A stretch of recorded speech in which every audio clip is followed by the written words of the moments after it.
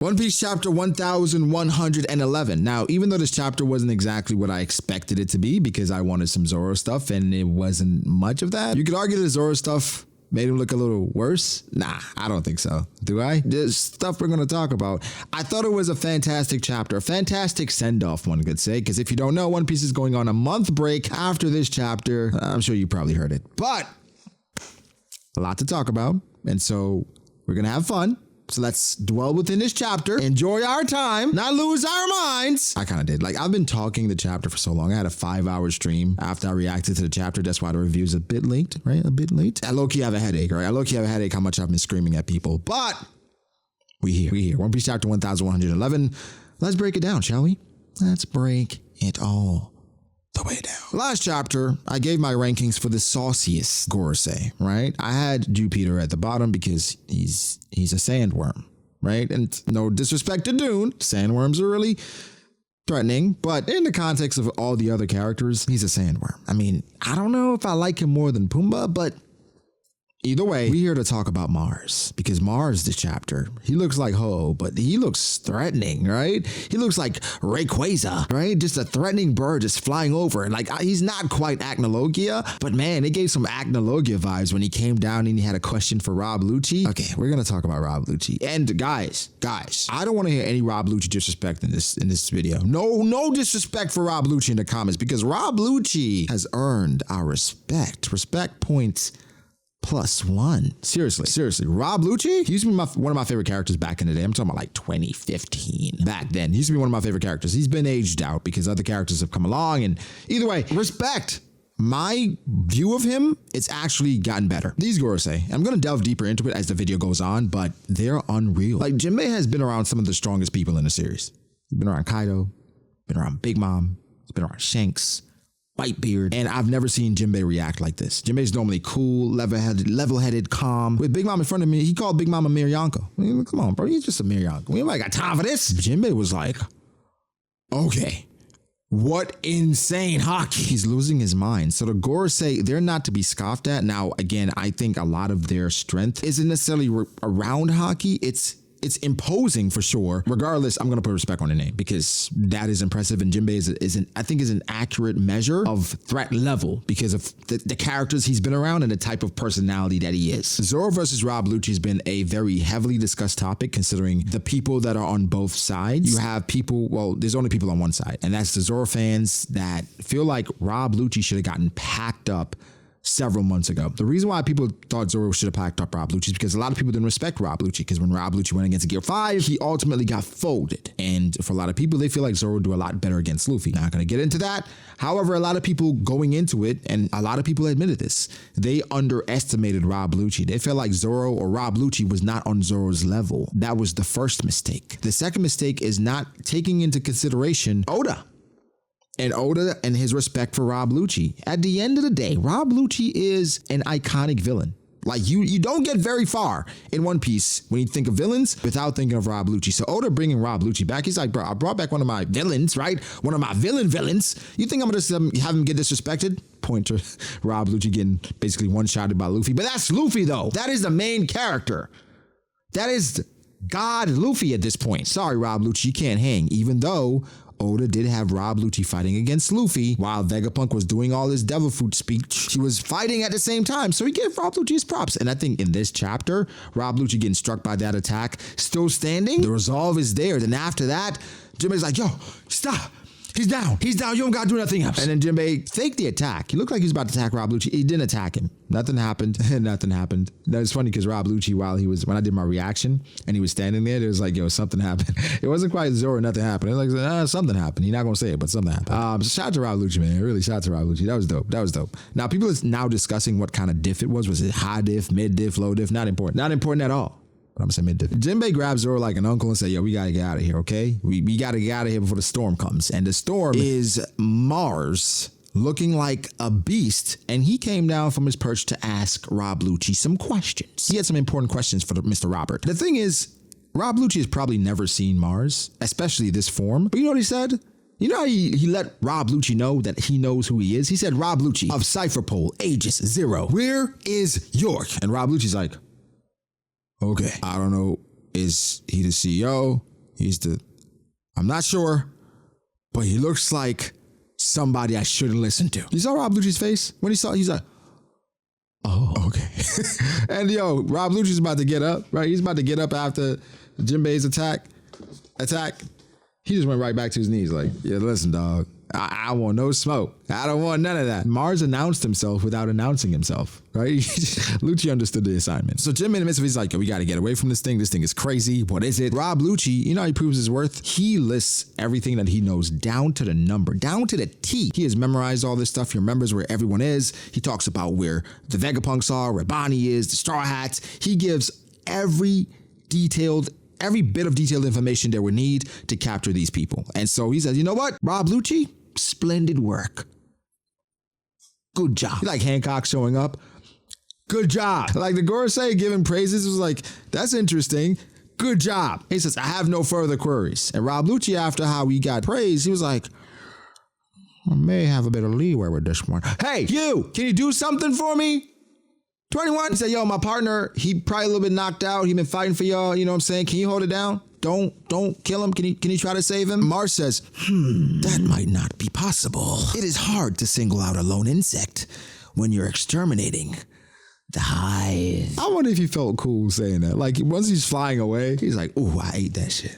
I ate it down. Yeah. Do you think Mars is? Yeah, I mean, that is Mars, right? We didn't see Rob Lucci's reaction. I'm sure Rob Lucci's either pissed, sad, or he's just like, oh shit, I tried. Mars is honest. He's like, bro, I can't promise you anything, but I'm just trying to kill everybody. And if he's one of the everybody's, then so be it. He was just somebody. Now we transition to Luffy and Dorian Broggie. You know what it felt like? It felt like Luffy, right, had become a celebrity. And Dorian Broggie are trying to acknowledge that celebrity. And Luffy's like, what are you talking about? I'm still Luffy. They're like, no, but your appearance, you look a little different, got a little bling on. Is that a Rolex? Luffy's like, what are you talking about, bro? This is a regular watch. What's wrong with y'all? And like, they're now looking at Luffy like, bro, you don't understand what you mean to us, bro. And Luffy's like, bro, I'm just still the same guy. He's like, yo, you promised me you never change. Anyway, they're just ecstatic to see each other, right? Luffy's happy. He's like, old timers, giants, yo, it's really y'all.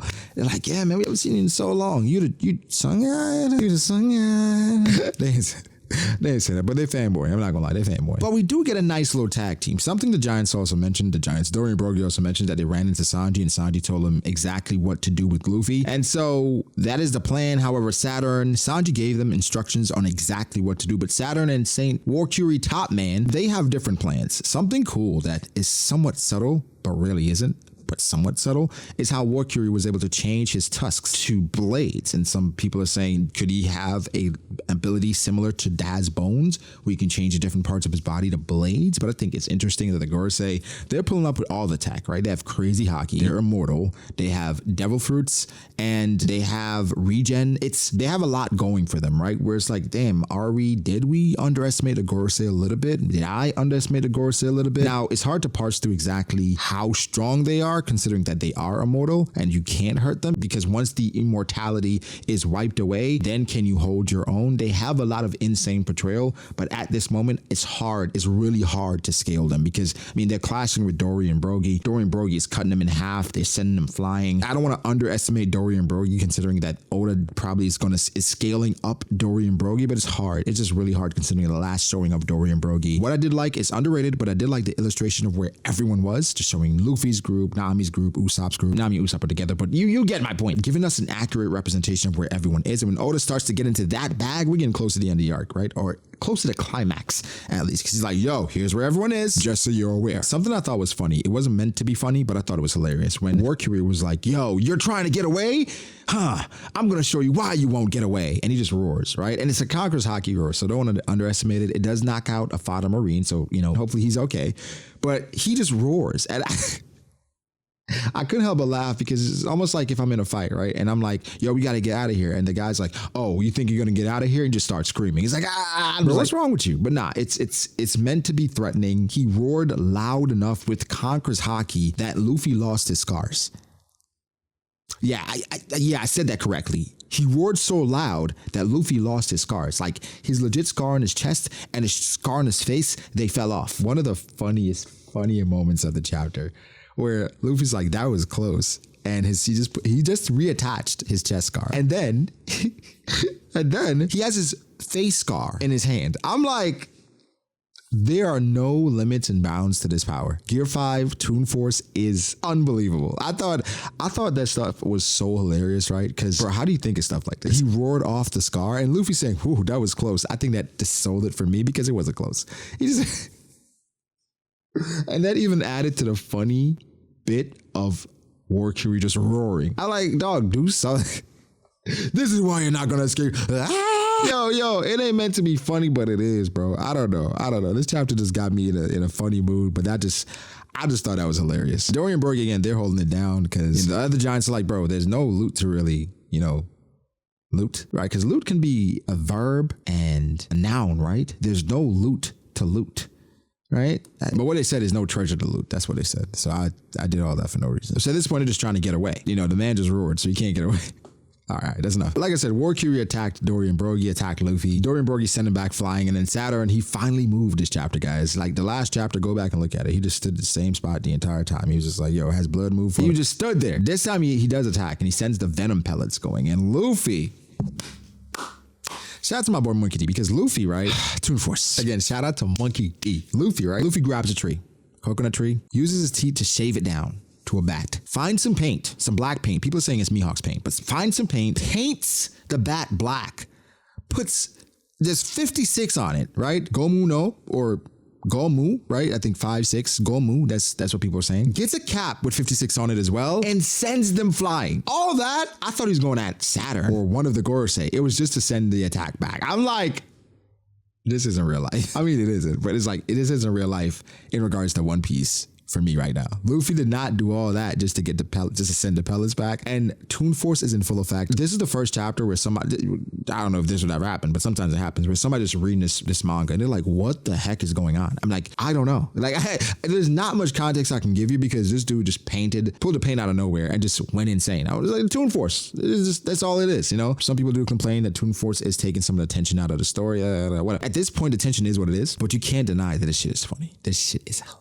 I love it so much. I really enjoyed it. And again, you guys know my struggles with Gear 5 when it initially happened. The anime has made me love Gear 5. And we all know once the anime gets to this, we said it all. I feel like every week we say that. Once the anime gets to, shout out to the One Piece anime as well, because I think based on the level that they've gotten to, they've now renewed our faith in them. And so shout out to the One Piece anime. Now, Luffy sends them away. The pellets blow up and Luffy's like, yo, we got to get out of here. They're basically going to get burned. Well, the giants were saying, yo, they're stuck in the fire. They're going to get burned. Luffy's like, yo. These dudes ain't going to get burned. Yo, they're immortal. No matter what I do to them, they're not going to get affected. And Dory and Brogy, giants, they live for so long. They've been around so much. They're like, yo, I've never heard about an ability like that. What do you mean never heard about it? What are you telling me? Huh? I think that's saying I've never heard of a race or an ability like that, which I'm not sure if it's telling us something. I think Oda is trying to throw us off kilter because a lot of people feel like they are yokai. A lot of people feel like it could be a devil fruit power, right? Like a immortality surgery, the ageless surgery. Why not both? And again, Oda's saying this in the chapter. It's making you think. It's making you wonder. Okay, what is it, Oda? Are you trying to throw me off? But that was really interesting. A lot of people are gonna feel that way, but not gonna know why they feel that way. I think that's why, because Oda mentioned both things in that moment. On purpose. I know you. I'm on to you. Also, something that they said, yo, we may be running, but this is a victory for us, right? What I loved about that is that I could hear Usopp saying something like that. So that made me happy. Break week next week. Chapter's not over though, because more things happen. Now we go to the room where York is, and his Mars pulled up like, yo, where the at? Nah, he didn't say that. He said, yo, where the room at where Vegapunk is recording from? Can you show me? And York is losing her mind because she's like, I've never seen this before. And York was talking kind of spicy a little bit, but nah, she's looking at Mars like, what's wrong with you, bro? What are you? We then jump to Kizaru, and they're trying to treat Kizaru. And Kizaru's like, yo, let me lay here, bro. My wounds run deep. That means different for some people. I think it's obvious that Oda's telling us that Kizaru, he is mentally not all the way there right now. He's not there. He doesn't want to get up. He just wants to go home and cry under his blankie.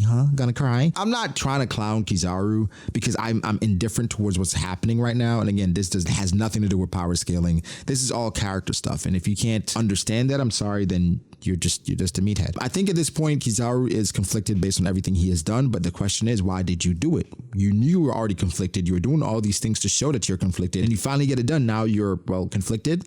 It's not bad. It's just something that I have to come to terms with, because Kizaru, I don't know how I feel about you right now. Maybe I've got to make my separate Kizaru video like I did for Kuzan, and I think that's necessary. Now, that wasn't the end. That wasn't the end. It's close though.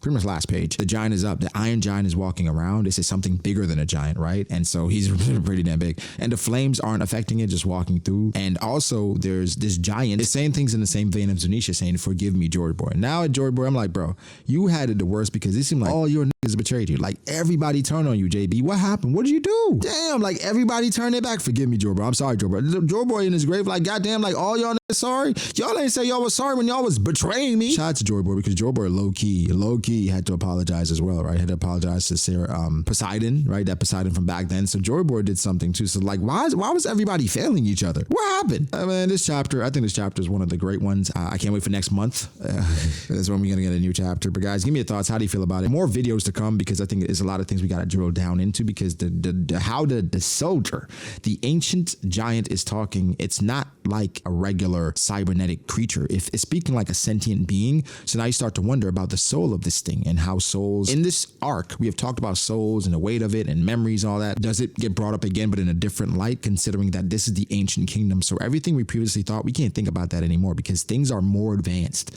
right? So just think about that. We'll talk about some more stuff tomorrow, right? Or Saturday. Give me your thoughts. I adored this chapter. It's bittersweet because we don't have a chapter for a while, but hey, Oda got to take his rest, and I understand it. Rest in peace, Toriyama. Like and subscribe if you haven't. Follow me on Twitter at BragoDAce, and I shall catch you in the next one. Peace.